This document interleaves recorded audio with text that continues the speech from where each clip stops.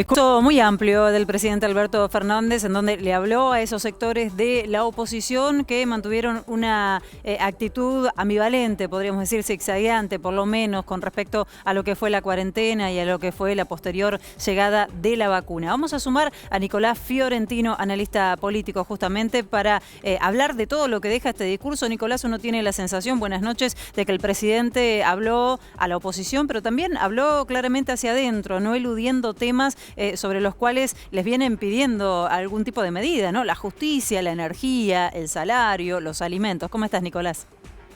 Bien, muy bien. Mira, yo lo primero que aclararía, me parece que el punto destacado claramente fue lo que anunció en términos de esta querella criminal con respecto al FMI. Sumo un datito nada más a lo que contaban recién nuestros compañeros Nazarena y Néstor, y es que la decisión política es tratar de investigar para generar mucho material que sirva más a la negociación con el FMI que a una cuestión penal. Lo que me dijeron del gobierno es más o menos así. Esto tiene mucho más que ver con tratar de negociar mejores condiciones que con meter preso a alguien. Y ¿sí? lo dijo, vamos a negociar teniendo en cuenta estos enunciados. Exactamente, de hecho, si te fijas, dice que va a intentar no hacer una negociación apurada, dijo, los que piden apuro son los pícaros de siempre. Esto también es algo que nosotros venimos contando, y es que esta idea de que había en algún momento de tratar de cerrar la negociación con el FMI en abril, mayo, bueno, ya hay recomendaciones que mejor si queda para después de las elecciones incluso, para que no sea un condimento en términos electorales. Por ahí esta investigación tiene algo que ver. Después, con respecto al discurso puntual, yo haría un careo, un contraste muy importante con el que fue 2020. Vos en 2020 tuviste un discurso cargado de propuestas, sí, tuvimos aborto, tuvimos reforma judicial, tuvimos el Consejo Económico y Social, tuvimos un montón, bueno, la reforma de los servicios de inteligencia, ¿te acordás cuando habló de las cloacas de la democracia? Sí. Bueno, y claramente en una luna de miel política en ese momento con la oposición todavía no había tenido ni tiempo de mostrar los dientes. Vino después un año de pandemia, vino después un año de una oposición que se fue radicalizando hasta llegar, lo estamos viendo con lo que vimos en Plaza de Mayo el día sábado, casi en modo ultra. Bueno, eso también cambió la posición de Alberto Fernández. Hoy tuvimos un discurso muy cargado de política, muy cargado de contraste contra la oposición y propuestas pocas. De hecho, si vos ves, la más contundente es la FMI, que es una revisión analítica de un acuerdo. Después hay algunas en términos judiciales, yo creo que después Néstor Expósito va a profundizar por ese lado, pero marcaría inicialmente ese contraste.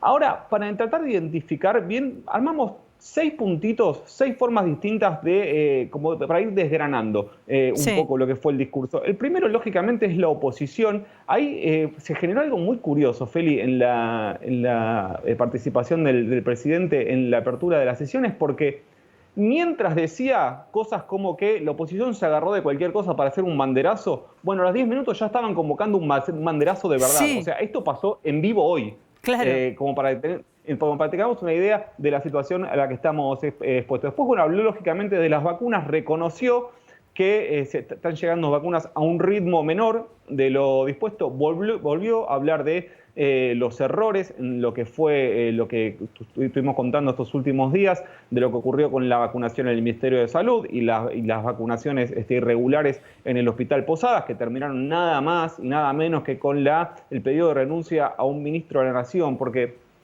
parece que siguen exigiendo autocrítica con esto, y me parece que tenemos que empezar a entender el valor político, el peso político que tiene el pedido de renuncia a un ministro que no solo tenía una gestión muy valorada, sino que además tenía una relación personal con el presidente extensa, muy seria. Ahí, de hecho, él lo dijo personalmente. Bueno, el tercer ítem, lógicamente, es lo que contó de la deuda, esta querella y esta querella criminal para investigar, y esta idea de hacer una negociación no apurada para mejorar las condiciones, lógicamente, de la Argentina a la hora de negociar con el FMI. También habló de una deuda tóxica, ese fue un adjetivo que eligió para lo que había heredado del gobierno de Mauricio Macri. Mauricio Macri muy presente en el discurso, no tengo el recuerdo, creo que lo mencionó 1 o 2 veces, pero estuvo presente en todo el discurso.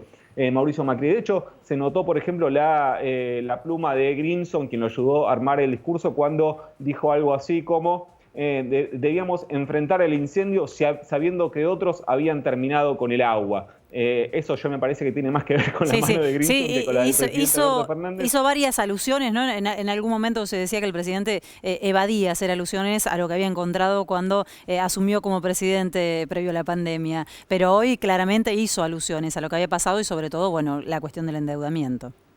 Exactamente, ese para mí es el condimento más importante, el cambio con respecto al Alberto Fernández del 1 de marzo de 2020. Tenemos un Alberto Fernández ya lógicamente mucho más confrontativo con la oposición.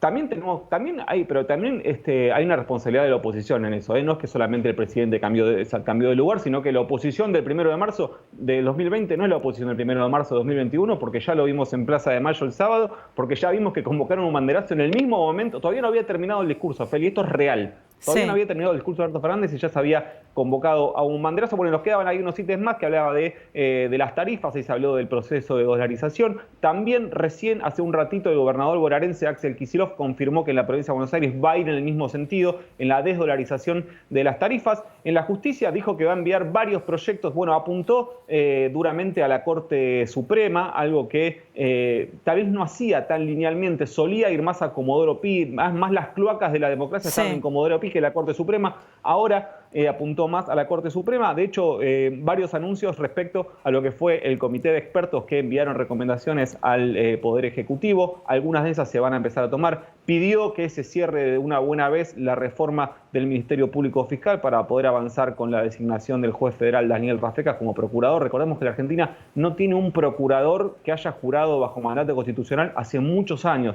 desde la renuncia de Alejandra Gils Carbó, para que tengamos una idea, la gravedad. Es eso, bueno, y después el último punto, educación, valoró la paritaria nacional docente que se firmó estos últimos días y también destacó lógicamente lo que fue la reinversión en materia educativa a partir de lo que fue el recorte que sufrió nada más y nada menos que la educación durante el gobierno de Mauricio Macri. Son muchos temas, ¿eh? Y el de tarifas me parece que es interesante y también va a dar mucho para hablar. Después de todo lo que había pasado, todavía en Argentina no sabemos qué pagamos, ¿no? Cuando vamos a pagar la factura de la luz, más allá del congelamiento que hay con respecto a la tarifa, y esta promesa de una solución de fondo que viene desde la campaña, parece que finalmente se va a hacer efectiva. Saber qué le estamos pagando, sabemos que está en manos, está muy concentrado todo lo que tiene que ver con la cuestión de la energía y que hay negocios que investiga la justicia incluso, ¿no? Acontecidos en los años anteriores. Así que seguramente será un gran tema para seguir, Nicolás. Gracias.